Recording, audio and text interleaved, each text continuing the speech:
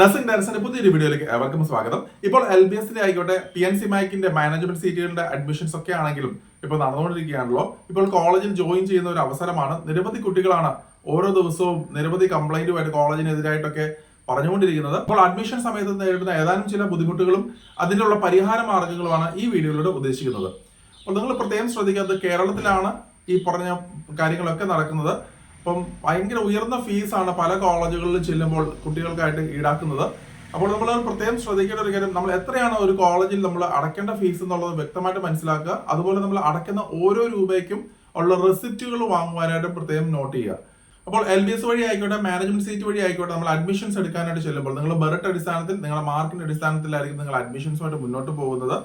അങ്ങനെ ഒരു സാഹചര്യത്തിൽ യാതൊരു കാരണവശാലും നിങ്ങൾ ഡൊണേഷനോ അമിതമായിട്ടുള്ള ഫീസോ ഈടാക്കേണ്ട ആവശ്യമില്ല, അല്ലെങ്കിൽ അത് കൊടുക്കേണ്ട ആവശ്യമില്ല. അങ്ങനെ ഏതെങ്കിലും കോളേജുകൾ വാങ്ങുവാനായിട്ട് ശ്രമിക്കുന്നുണ്ടെന്നാണെങ്കിൽ തീർച്ചയായിട്ടും നിങ്ങൾക്ക് അത് നിയമപരമായിട്ട് നേരിടാൻ സാധിക്കുന്നതാണ്. അപ്പോൾ നമ്മൾ ഇതിനകത്ത് മെയിനായിട്ട് ശ്രദ്ധിക്കേണ്ട ഒരു കാര്യം, നമ്മൾ ഒരു കോളേജിൽ ചെല്ലുമ്പോൾ ഏകദേശം എത്ര ഫീസ് ആകും എന്നുള്ളതാണ്. നമുക്കറിയാം SC ST OEC വിഭാഗത്തിലുള്ള അല്ലെങ്കിൽ മത്സ്യത്തൊഴിലാളികളുടെ മക്കൾ അങ്ങനെയുള്ള കാറ്റഗറിയിൽ മാത്രമാണ് ഫീ കൺസെഷൻസ് നമുക്ക് ലഭിക്കുക. അപ്പോൾ ഫീ കൺസെഷൻസ് ഉള്ളത് കൊണ്ട് തന്നെ നിങ്ങൾക്ക് ചെറിയൊരു തുക മാത്രം നൽകിയാൽ മതിയാവും. ഇപ്പോൾ പല കോളേജുകളും ഇപ്പോൾ SC കാറ്റഗറിയിലുള്ള കുട്ടികൾക്ക് ഈ ഗ്രാന്റ് ലഭിക്കുമെങ്കിലും അവർ ഫുൾ ഫീസ് തന്നെ വാങ്ങുന്ന ഒരു സാഹചര്യം ഉണ്ടായിട്ടുണ്ട്. അപ്പോൾ അത് കുട്ടികളെ സംബന്ധിച്ച് വളരെ ബുദ്ധിമുട്ടുള്ള ഒരു കാര്യം തന്നെയായിരിക്കും. ഇപ്പോൾ ഗവൺമെന്റ് നിഷ്കർഷിച്ചിരിക്കുന്ന ഫീസ് എന്ന് പറയുമ്പോൾ 1000 രൂപ ട്യൂഷൻ ഫീയും, അതുപോലെ തന്നെ 10000 രൂപ കോഷൻ ഡിപ്പോസിറ്റ് ഫസ്റ്റ് ഇയർ മാത്രം നമ്മൾ നൽകേണ്ട കോഷൻ ഡിപ്പോസിറ്റും നൽകേണ്ടതായിട്ട് വരുന്നുണ്ട്. ഇത് കൂടാതെ തന്നെ ബുക്സ്, യൂണിഫോം അങ്ങനെയുള്ള ഏതാനും ചില ഫീസുകളും, ഹോസ്റ്റലിന്റെ ഒരു ചെറിയൊരു പോർഷൻ, കാരണം ഹോസ്റ്റലിലും നിങ്ങൾക്ക് ഈ ഗ്രാന്റ് ലഭിക്കുന്നതാണ്. അപ്പോൾ അതിൽ നിന്ന് മീതി വരുന്ന അല്ലെങ്കിൽ എക്സ്ട്രാ വരുന്ന കുറച്ച് എന്തെങ്കിലും എമൗണ്ട് മാത്രമായിരിക്കും നിങ്ങൾ നൽകേണ്ടതായിട്ട് വരിക. ഇല്ലാത്ത പക്ഷം നിങ്ങൾ യാതൊരു കാരണവശാലും മറ്റുള്ള ജനറൽ കാറ്റഗറി OBC വിഭാഗത്തിലുള്ള കുട്ടികൾ അടയ്ക്കുന്നത് പോലെ കംപ്ലീറ്റ് ഫീസ് നിങ്ങൾ അടയ്ക്കേണ്ട വരുന്നില്ല. കാരണം ഈ ഗ്രാന്റിൽ നിന്നും അങ്ങനെയായിരിക്കും നിങ്ങൾക്ക് മേക്കപ്പ് ചെയ്ത് പോവുക. കാരണം ഈ ഗ്രാന്റിൽ നിന്നും നിങ്ങൾക്ക് ആ സഹായം ലഭിക്കുന്നതുകൊണ്ട് തന്നെ നിങ്ങൾക്ക് ചെറിയൊരു ഫീസ് തന്നെ നൽകിയാൽ മതിയാകും. അപ്പോൾ പല കുട്ടികളും പറയുന്ന ഒരു കാര്യം, ചില കോളേജുകളൊക്കെ അവര് ഫുൾ ഫീസ് അടയ്ക്കണം, പിന്നെ ഈ ഗ്രാന്റിൽ ലഭിച്ചു കഴിഞ്ഞാൽ വീണ്ടും റീഫണ്ട് ചെയ്ത് തരാം എന്നുള്ള രീതിയിലൊക്കെ പറയുകയുണ്ടായി. ഒരു പക്ഷേങ്കിൽ കുട്ടികളെ സംബന്ധിച്ച് വളരെ ബുദ്ധിമുട്ടുള്ള ഒരു കാര്യമാണ്. ആ ഒരു സാഹചര്യത്തിൽ തീർച്ചയായിട്ടും നിങ്ങൾ LBSുമായിട്ട് കോൺടാക്ട് ചെയ്യുക. LBSലും ഈ ഗ്രാന്റ്സുമായിട്ട് കോൺടാക്ട് ചെയ്ത് ഈ പറയുന്ന കോളേജിനെ കുറിച്ച് കാര്യങ്ങൾ ഇൻഫർമേഷൻസ് കൊടുക്കുക. അപ്പോൾ പല രക്ഷിതാക്കളും ഈ പറയുന്ന പോലെ കുട്ടികളാണെങ്കിലും ചിന്തിക്കുന്ന ഒരു കാര്യം, നമ്മളൊരു കോളേജിനെ കുറിച്ച് ഇങ്ങനെയൊക്കെ പ്രശ്നങ്ങൾ വരുമ്പോൾ ഒഴിഞ്ഞു മാറുകയാണ് പലരും ചെയ്യുന്നത്. അതായത് അവർക്കെതിരായിട്ട് അല്ലെങ്കിൽ ഈ പറയുന്ന നിയമപരമായിട്ട് നേരിടുന്നതിന് പകരം ഇനി കംപ്ലൈന്റ് കൊടുത്തു കഴിഞ്ഞാൽ ഭാവിയിൽ എന്തെങ്കിലും പ്രശ്നം ഉണ്ടാവുമോ എന്നുള്ള കാര്യങ്ങളൊക്കെ അവർ ഓർത്തുകൊണ്ട് ഒരു പക്ഷേങ്കിലും വിട്ടുകളയുകയാണ് ചെയ്യുന്നത്. അപ്പം കഴിഞ്ഞ വർഷങ്ങളും ഈ പ്രോബ്ലംസ് പല കോളേജുകളിൽ നിന്നും കുട്ടികൾ ചെന്ന സമയത്ത്, അഡ്മിഷൻ ചെയ്യുന്ന സമയത്ത് റിപ്പോർട്ട് ചെയ്യപ്പെടുകയുണ്ടായി. പക്ഷെ ആരും ഇതിനെക്കുറിച്ച് കംപ്ലൈന്റ് ചെയ്യാത്തതുകൊണ്ട് തന്നെ വീണ്ടും ഈ ഒരു വർഷം നല്ല രീതിയിൽ തന്നെ അവർ ഫീസ് കൂട്ടുകയുണ്ടായി. അപ്പോൾ നമ്മൾ ഈ പറയുന്ന രീതിയിൽ പ്രോബ്ലംസ് ഉണ്ടാകുമ്പോൾ തീർച്ചയായിട്ടും നിങ്ങൾ അതിനെതിരായിട്ട് നിങ്ങൾ പ്രതികരിക്കണം. ഇല്ലാത്ത പക്ഷം നിങ്ങൾക്ക് ബുദ്ധിമുട്ടുകൾ മുന്നോട്ട് വന്നുകൊണ്ടേയിരിക്കും. അപ്പോൾ ഞാൻ പറഞ്ഞു വന്നത്, ഫീസ് റിസർവേഷൻസ് ലഭിക്കുന്ന അല്ലെങ്കിൽ ഫീ കൺസെഷൻ ലഭിക്കുന്ന കാറ്റഗറി സ്റ്റുഡൻസ് നിങ്ങൾ പറഞ്ഞിരിക്കുന്ന ഫീസ് മാത്രം നൽകിയാൽ മതിയാകും. അല്ലാതെ ഉയർന്ന ഫീസ് നിങ്ങൾ നൽകേണ്ടതായിട്ട് വരുന്നില്ല. അതുകൂടാതെ തന്നെ നമുക്കറിയാം ജനറൽ കാറ്റഗറി വിഭാഗത്തിലായിക്കോട്ടെ, OBCയിലെ മറ്റുള്ള വിഭാഗങ്ങൾക്കായിക്കോട്ടെ നമ്മൾ ഏകദേശം ഫുൾ ഫീസ് തന്നെയാണ് നമ്മൾ നൽകേണ്ടതായിട്ട് വരിക. ഇപ്പോൾ ഗവൺമെന്റ് പറഞ്ഞിരിക്കുന്ന അനുസരിച്ച് ഏകദേശം 73,000 രൂപയും ഫസ്റ്റ് ഇയർ വന്ന സ്പെഷ്യൽ ഫീസും എല്ലാം ചേർത്തിട്ട് ഏകദേശം 1 ലക്ഷം രൂപയോളമാണ് നമ്മൾ നൽകേണ്ടതായിട്ട് വരിക. അപ്പോൾ 25,000 രൂപ നിങ്ങൾ LBSൽ അടയ്ക്കുന്നതുകൊണ്ട് തന്നെ നിങ്ങൾ ബാക്കിയുള്ള ഫീസാണ് നിങ്ങൾ അവിടെ ചെന്ന് അടയ്ക്കേണ്ടതായിട്ട് വരിക. ഇത് കൂടാതെ തന്നെ 10,000 രൂപ കോഷൻ ഡിപ്പോസിറ്റ് ഉണ്ടാവും. പിന്നെ ബുക്സ്, യൂണിഫോം അങ്ങനെയുള്ള ഏതാനും ചില ഫീസസും ഉണ്ടാവും. അപ്പോൾ അത് ഏകദേശം ഒരു 10,000-20,000 രൂപ ആ റേഞ്ചിലായിരിക്കും ഉണ്ടാവുന്നത്. അപ്പോൾ നമ്മൾ ഫസ്റ്റ് ഇയറിൽ നമ്മൾ മനസ്സിലാക്കേണ്ടത് ഏകദേശം 1,30,000 രൂപയോളമാണ് നമ്മൾ ഹോസ്റ്റൽ ഇല്ലാതെ നമ്മൾ നൽകേണ്ട ഫീസ് വരുന്നത്. ഹോസ്റ്റലിലാണെന്നുണ്ടെങ്കിലും അഡ്മിഷൻ സൂപ്പർവൈസറി കമ്മിറ്റി പറഞ്ഞിരിക്കുന്ന അനുസരിച്ച് 72,000 രൂപയാണ് ഒരു വർഷത്തേക്ക് മാക്സിമം വാങ്ങുവാൻ സാധിക്കുന്ന ഒരു ഫീസ്. അപ്പം അതുകൊണ്ട് തന്നെ ഏകദേശം 2 ലക്ഷം രൂപയാണ് നിങ്ങൾ ഫസ്റ്റ് ഇയറിൽ നിങ്ങൾ കോളേജിൽ അടയ്ക്കേണ്ടതായിട്ട് വരിക. സെക്കൻഡ് ഇയർ മുതലാണെന്നുണ്ടെങ്കിൽ 2 ലക്ഷത്തിൽ താഴെയായിട്ടുള്ള ഫീസ് ആയിരിക്കും നിങ്ങൾ നൽകേണ്ടതായിട്ട് വരിക. കാരണം ഇവിടെ നമ്മൾ 10,000 രൂപ കോഷൻ ഡിപ്പോസിറ്റ് അടയ്ക്കുന്നത് സെക്കൻഡ് ഇയറിൽ അടയ്ക്കേണ്ടതായിട്ട് വരുന്നില്ല. അതുകൊണ്ട് തന്നെ ഈ പറയുന്ന രീതിയിൽ ചെറിയൊരു ഫീസ് കുറവ് സെക്കൻഡ് ഇയർ മുതൽ ഉണ്ടാവുന്നതാണ്. അപ്പോൾ ഏകദേശം 2 ലക്ഷം രൂപയിൽ താഴെയായിരിക്കും നിങ്ങൾക്ക് സെക്കൻഡ് ഇയർ ഹോസ്റ്റൽ ഉൾപ്പെടെ നൽകേണ്ട ഒരു ഫീസ് വരിക. അപ്പോൾ നമ്മൾ നോക്കിക്കഴിഞ്ഞാൽ ഏകദേശം 2 ലക്ഷം വെച്ച് ഓരോ വർഷവും നോക്കിക്കഴിഞ്ഞാൽ ഏകദേശം 8 ലക്ഷത്തിനും 8.5 ലക്ഷത്തിനും ഇടയിലായിട്ടുള്ള ഫീസ് ആയിരിക്കും നിങ്ങൾക്ക് കേരളത്തിൽ BSc നഴ്സിംഗിനായിക്കോട്ടെ, മറ്റുള്ള പാരാമെഡിക്കൽ കോഴ്സുകളായിക്കോട്ടെ പഠിക്കുമ്പോൾ ഈ 4 വർഷത്തേക്ക് നിങ്ങൾ നൽകേണ്ടതായിട്ട് വരിക. അത് ഭക്ഷണവും താമസവും എല്ലാം ഉൾപ്പെടെയുള്ള ഫീസാണ് ഞാൻ സൂചിപ്പിച്ചത്.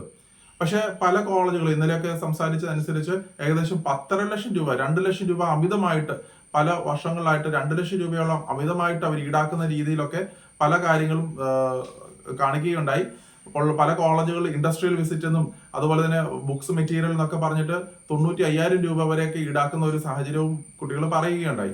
അപ്പൊ നിങ്ങൾ ഈ 2 അതോറിറ്റിയെ വിളിച്ച് നിങ്ങൾ ഇൻഫോം ചെയ്യേണ്ടതായിട്ടുണ്ട്.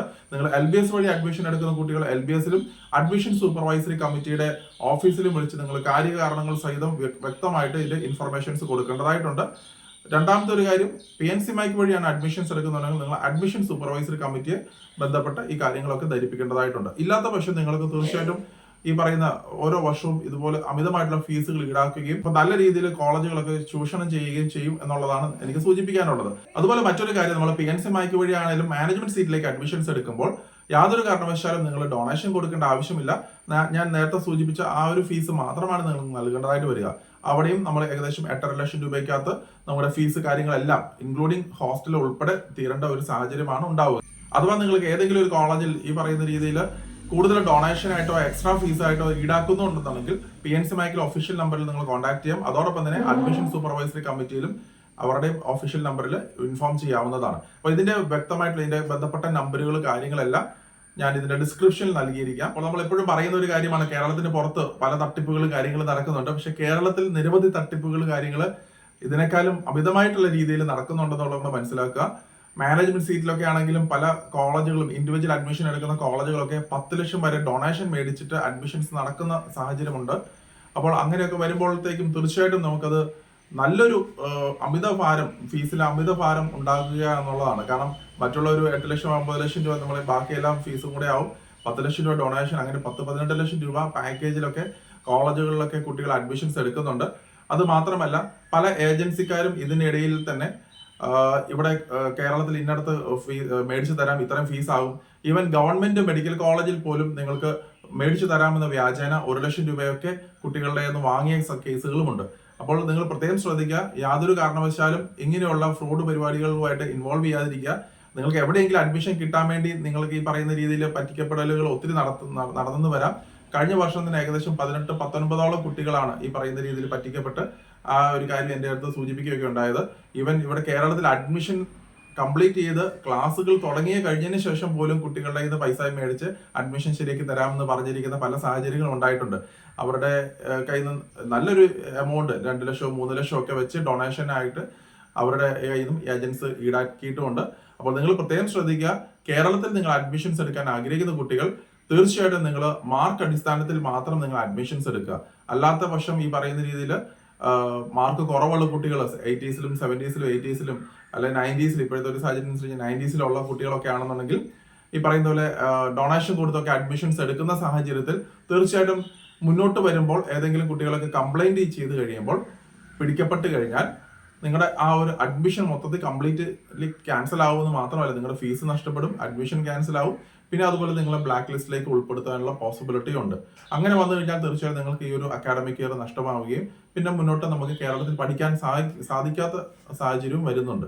അപ്പോൾ അതുകൊണ്ട് നിങ്ങൾ പ്രത്യേകം നോട്ട് ചെയ്യുക, നിങ്ങൾ വ്യക്തമായിട്ട് ജെന്യുവൻ ആയിട്ട് തന്നെ നിങ്ങൾ കേരളത്തിൽ അഡ്മിഷൻസ് നോക്കുമ്പോൾ മാർക്ക് അടിസ്ഥാനത്തിൽ തന്നെ നിങ്ങൾ അഡ്മിഷൻസുമായിട്ട് മുന്നോട്ട് പോവുക.